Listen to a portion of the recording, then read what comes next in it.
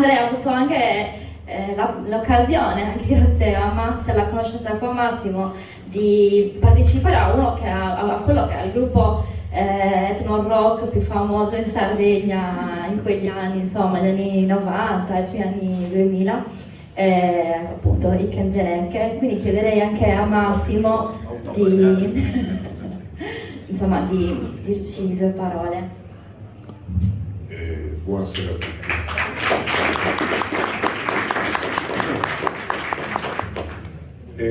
Sono abituato a stare sui palchi e in situazioni dove c'è molta gente, ma sono particolarmente emozionato, quindi abbiate pazienza, insomma, sono un po' più cirvino, uso questo termine, del solito, ok? Andrea, io quando lo conobbi, ci siamo conosciuti in una situazione un po' particolare, non so se è il caso di raccontarla, perché era Icnos, la rassegna di Icnos a Sevino, e non c'era bagno, quindi c'era un luogo dove si andava quando si vedeva molta birra, e lì ci siamo incontrati. Ma tu mi fa, sei Massimo Lori? Sì, sono Massimo Lori. E tu sei Andrea Pinna? Ah sì, piacere. Quello suggellò l'inizio della nostra amicizia. Da quel momento ci siamo sentiti quasi ogni giorno e parlavamo di musica, soprattutto Andrea. Io lo trovai particolarmente brillante, intelligente, sensibile. Secondo me poteva decidere qualsiasi tipo di percorso nella vita, e se avesse voluto avrebbe potuto fare, perché era un'intelligenza veramente superiore e un'empatia pazzesca. Ecco. Comunque ci siamo, non voglio dilungarmi troppo, sarebbero aneddoti così, insomma, molto interessanti. In quel periodo io stavamo per registrare il nuovo disco dei Kenzerecche, nei quali militavo da alcuni anni. E quindi mi venne in mente, per un brano che avevo composto, di utilizzare le launeddas, di cui lui era veramente maestro per quanto mi riguardava, in un assolo quasi heavy metal. Ecco, questa idea mi era venuta ascoltando un brano degli AC/DC dove c'è la cornamusa, e quindi perché non le launeddas? E Andrea accettò di buon grado, con grande entusiasmo, questa sfida. Quindi ci siamo visti poi chiaramente in studio. In questo brano suono anche il flauto traverso. Io stasera cercherò di ripercorrere un pochino la sua parte musicale del flauto, e nel disco suono poi sax e quant'altro. Fece molte tournée con noi, divenne subito uno di noi. Incuriosì molto questo Siniscola, questo cagliaritano molto orgoglioso, molto fiero della sua provenienza, dall'umorismo veramente incredibile, perché vi posso solo dire questo, che abbiamo fatto una tournée col gruppo folk nella penisola, e eravamo una cinquantina, forse sessantina di persone sull'autobus. Lui si mise davanti, prese il microfono e iniziò a raccontare barzellette. Molte di queste barzellette erano in sardo, ma quando le raccontava in italiano l'autobus sbandava, perché l'autista era anche lui coinvolto da questa irrefrenabile risata, perché non era veramente possibile non sorridere con Andrea, perché Andrea era sempre disponibile per quanto mi riguarda, sempre pronto ad aiutarmi, a fare regali. Io l'ho conosciuto così e di questo serbo il ricordo. Ora non vi annoio più con altre, tanto abbiamo già detto tante cose, insomma.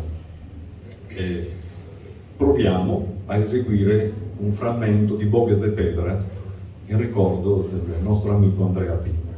Grazie. Aspettiamo che si avvicinino anche Massimo Per e Daniele Cuccu per questo omaggio musicale. Nel frattempo che loro si preparano, vi inviterei a girare per vedere quante persone ci sono, a salvarci di chi dice che le launeddas non interessano a nessuno, perché la sala è strapiena di persone, bellissimo davvero. mentre aspettiamo che appunto loro si preparino.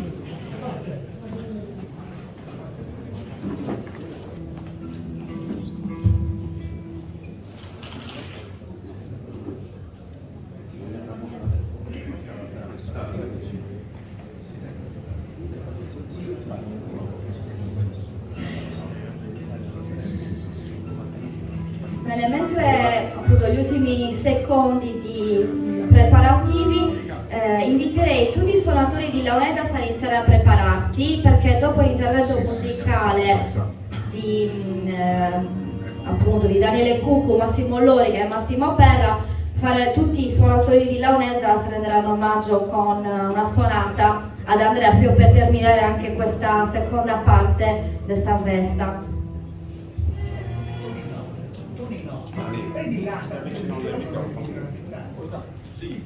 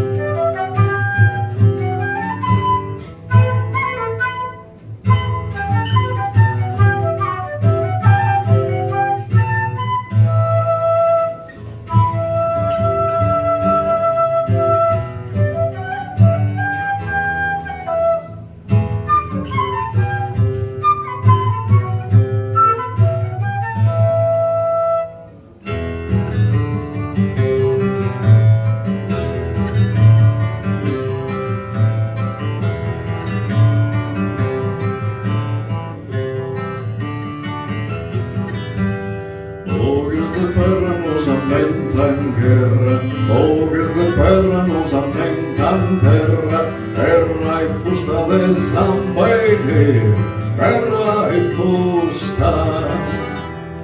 Sabem que o tempo não há mais firmado, terra amontonadas não lamenta, terra e fusta de San Baile, terra e fusta.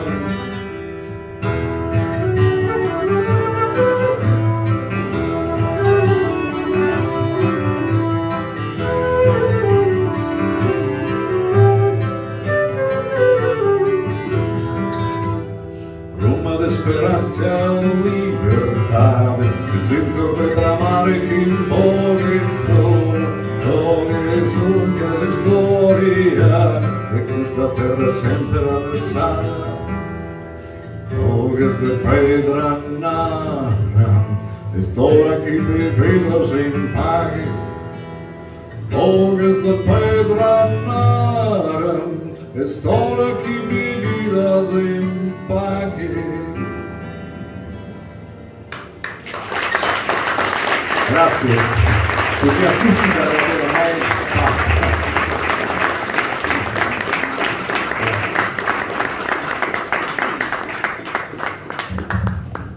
Versione famosa.